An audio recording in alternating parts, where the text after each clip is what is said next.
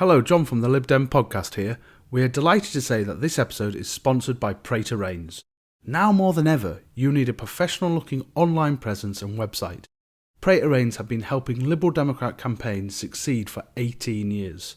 Their Lib Dem Foci package combines a website, social media and email system to help Lib Dems win. You'll receive great support from real people, fair pricing and a huge range of features to choose from. Pray to Reigns are already the bespoke developers for Lighthouse, Lib Dem Draw Online and the LD Directory. They combine a talented system design with an unrivaled understanding of our party, our data and our systems. To find out more, check out the Pray to Reigns website at praytoreigns.co.uk/liberal-democrats. This podcast has been sponsored by the Katora Coffee Club, the UK's most environmentally friendly coffee club. There are over 400 independent roasters in the UK, each one crafting coffee in their own unique style.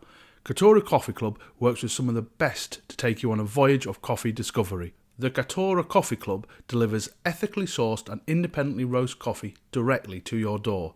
Each month you'll receive between 2 and 4 bags of coffee and their monthly extract magazine.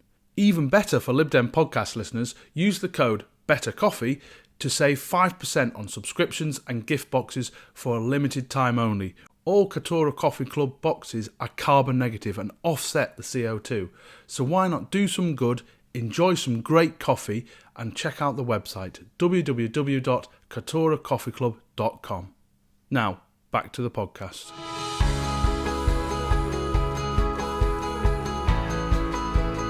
Hello and welcome to the Lib Dem Podcast, the only podcast that remembers with fondness that Ian Dale lost to Norman Lamb in North Norfolk. And I'm delighted to be welcomed by Sarah Green, our wonderful candidate for the Amersham and Chesham by-election. How are you doing, Sarah? I am fine, thank you, John. Congratulations on your result. Thank you very much. Sarah, you must be right in the middle of things at the moment. So, the first question is, how are you doing? How's the campaign going? I'm fine.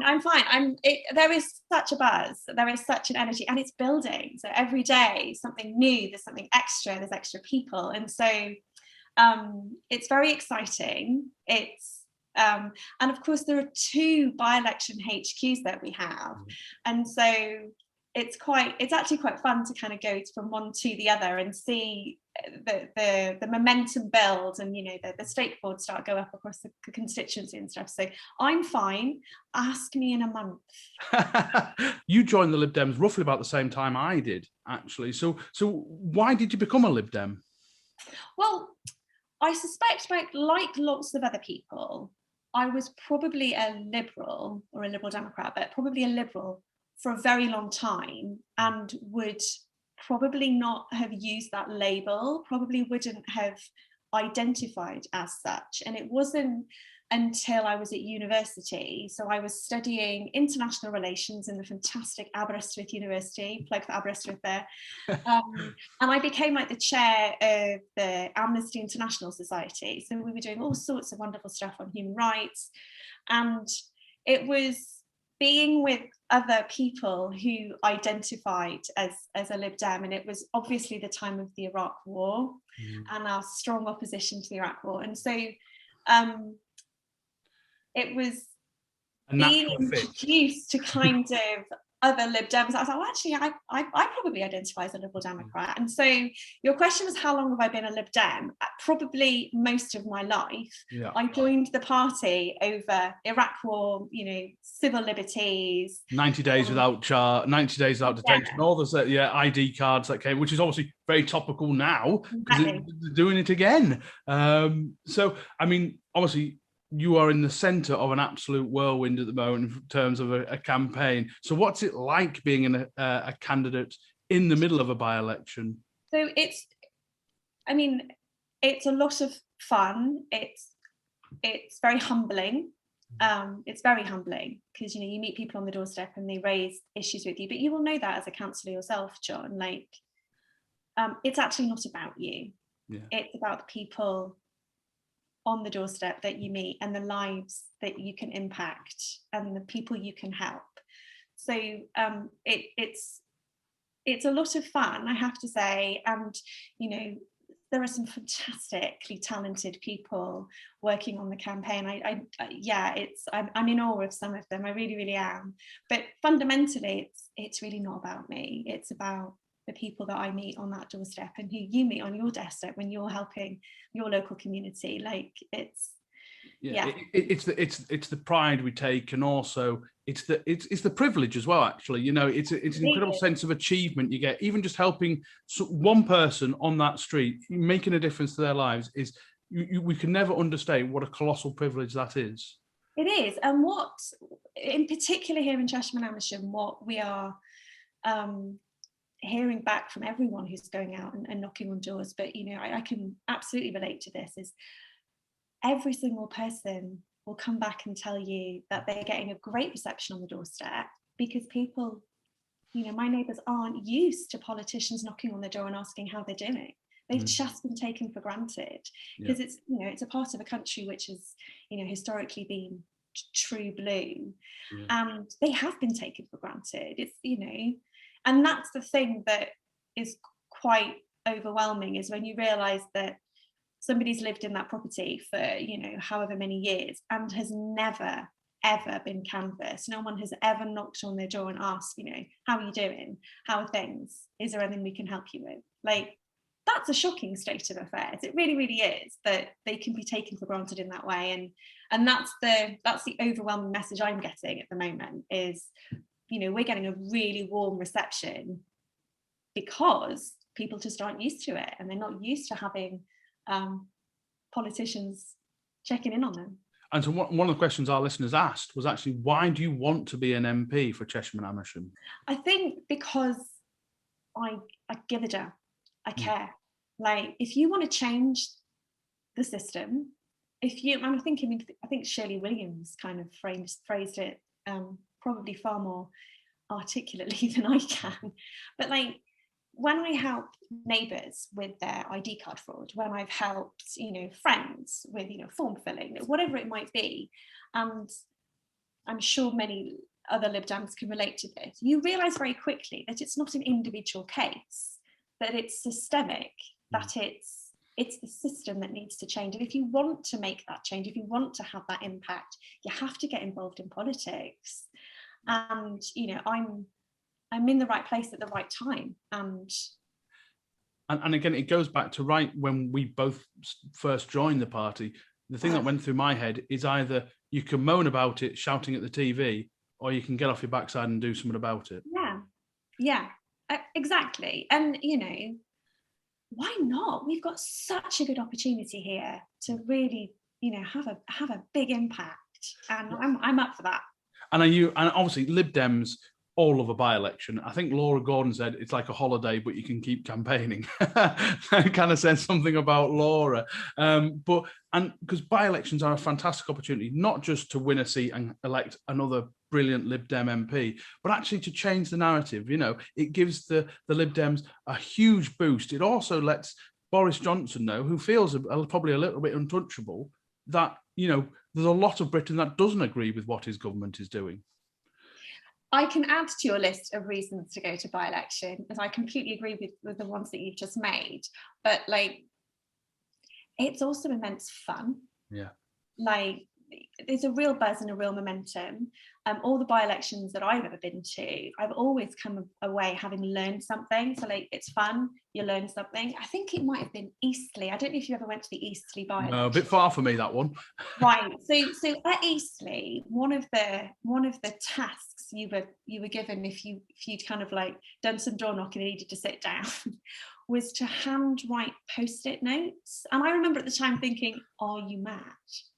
But it was that additional personalisation on a leaflet that was, clearly somebody somewhere thought it was worth a go. I've seen it since, so it clearly worked, or the theory kind of came to fruition. But every single by-election I've ever been to, I have learned something new, or seen a new technique, or heard somebody canvassing and using a technique that I've not seen before, or I think it may even have been in Sheffield Hallam. I went up to help Laura in Sheffield Hallam in the by-election that never was, and I witnessed, like, they had a really they had a real rhythm to how they did their door knocking at the time, which with a baby and a pushchair. Yeah. And I'd never seen that kind of particular technique, which enabled, Laura to carry on with her campaigning with Libby with her. So that was great fun. But all I'm getting at, I suppose, is it's fun. You almost certainly will learn something new. You never know who you're going to meet. That's right. Like, what are we, like the middle of May, and the party leader's been down more than once. Most of the parliamentary party have been here. Like, the peers keep coming, former MEPs keep coming. Jane Dodds was down a few days ago, who's just been elected to the Senate, and really experienced campaigners, brand new members, people of all ages. Like, you just never know who you're going to bump into, and I think that matters even more this year, because we've all been in lockdown for months on end.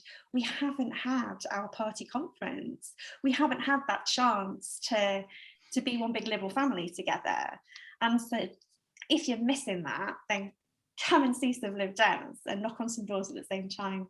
But, and it's a massive energy boost for you as well. I mean, like I say, I really miss conference, meeting up with people, catching, just being around people who think the same way, want to make a difference the way you do. And particularly if you're in an area, I'm up in Lancashire, where there's some areas of Lancashire where Lib Dems are virtually non-existent in some areas, or are pretty weak. Being able to go to a place and see that energy, see that making a difference. It was the same at Brecon and Radnorshire. It's really, really uplifting for you, particularly if you're not in an area of the country that is massively Lib Dem.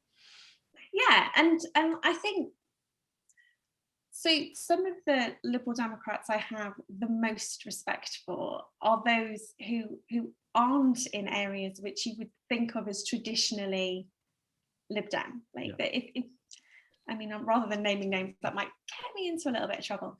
But there are parts of the country where it's the membership is lower, the support is lower, and we still have fantastic people still standing up for our values, still standing in elections, and still, fighting the good fight. And I've got so much time and respect for them. So one of the great things about by-elections is that we can all be in the same place, all aiming our fire in the same direction together for a fantastic result. And I'll do a little bit of a plug, because our episode next week is actually with a chap who lives here in Preston, who has been campaigning since the Suez crisis and is still going. He did, having won by 1 vote, lost by 6 votes. And it's these people who they are the bedrock kind of the Lib Dems. Do stay tuned for that episode. But it's interesting, what has been the most, well, this is a question that came, what has been the most fun thing to happen in the campaign so far? Right. So far, getting absolutely drenched with Ed Davey, and then we went to take a picture for reasons I won't bore you with, but essentially looking at all of the outtakes from those photographs. Probably one for the memoirs. You probably won't thank me for sharing this. We got absolutely drenched. Stood there trying to get this picture taken, and we looked, drowned rats. Now, a question obviously that everyone wants to know is, can we win? Can we win this seat? Yes, we can. Yes, we can. Look, we are the clear challengers. We had some fantastic results in the locals. We went from we now run Amersham Town Council. We went from 0 to 8. We've gone, that's quite an acceleration right there. The team locally has been working their socks off. That's reflected in the results in the locals, and the increase in the share of the vote that we've had here. So we're the clear challengers. We're in a solid second place. We're on the up locally, and that just builds on the trend that you've seen in this particular patch of the United Kingdom. St Albans isn't very far away. Oxfordshire isn't far away. Cambridgeshire isn't far away, and that trend is building up here as well. So yes is the answer to your question, but not without your help. Absolutely. That's my plug. You played your podcast. Postal votes land next week. the first round of ballots are hitting doorsteps next week. So, we need you now. I know you're all a bit tired and you're all had, shattering elections up and down the country. But my plea to you is, if you can, pretty please, we need you now. And it's very easy accessible. So if you're in, say, the London area, I think there's a tube station right there. But also, if you're coming from slightly further afield like I am, the hotels are so cheap at the moment. And so, like I said, I mean, the hotel I'm staying at is at, like I say, we're not paid for. This isn't a sponsorship, but the Premier Inn, not 10 minutes away, is £30 a night. That's it. So you can make a week out of it. And like I say, for all the fun reasons you've just mentioned. So there are two headquarters. There is a headquarters in Chesham, and there's a headquarters in Amersham. They are both open from 9 o'clock in the morning till 9 o'clock in the evening every single day. And like you say, they're both accessible by train and by tube. So if you're coming from London, you can just get on the Metropolitan line. But more importantly, that those HQs are within a hop, skip, and a jump from the stations. You can do it by walking, but they're also got car parks, if not on site, then very nearby, so you can drive down. But if physically coming isn't possible for you, and of course not everyone can, I recognize that, you can still get involved remotely. There is loads of telephoning that needs to be done and that can be done, and I'm really excited that you can do it on your own in your own time if you want to, but this evening is the first of the marathons are taking place, and so there is a daily marathon. I can't say it without laughing because I trip over the word, but if you've never done it before, if you've never picked up the phone and done some telephone campaigning, join one of the marathons, because there is a host. You log into Zoom. You can you and I are on this call right now, but you'll see lots of other faces, and you get a brief before you start. You get your good motivational chat from whoever is hosting that evening, and then everyone goes on mute and you do your calling. If you need a kind of pep talk, if you need to ask a question, the chat function is there. And it's a great way of feeling part of the team, because you can see all these other people around the country joining in. And I personally prefer campaigning with other people. I find it more fun and uplifting. And so if you're like me, but you can't physically come here, then join in one of the marathons, and they start this evening. And if you're not a member of the virtual HQ, then that's probably the place to go. It's on Facebook, Chesham and Amersham Virtual HQ, because that's where all the hot gossip and the latest news can be found.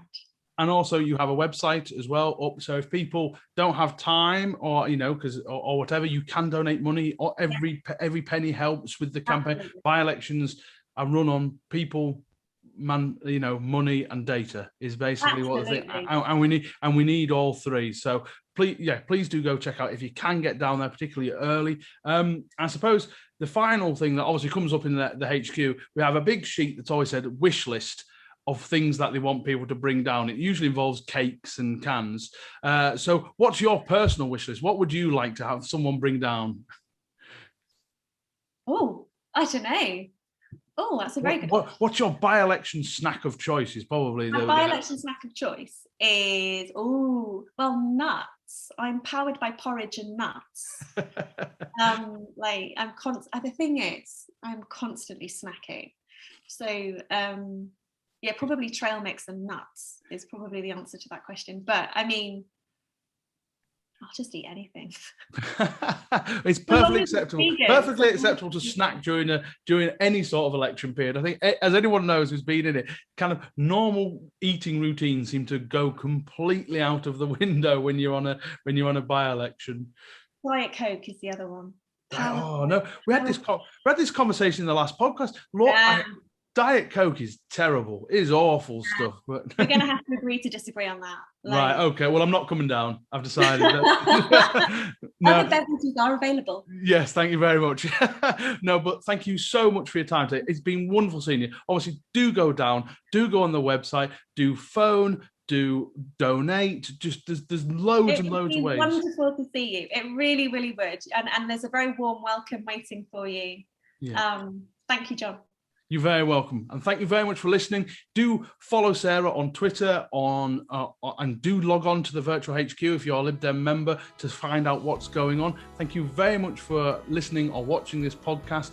We'll be back with another episode very soon. But in the meantime, have a good day. Bye.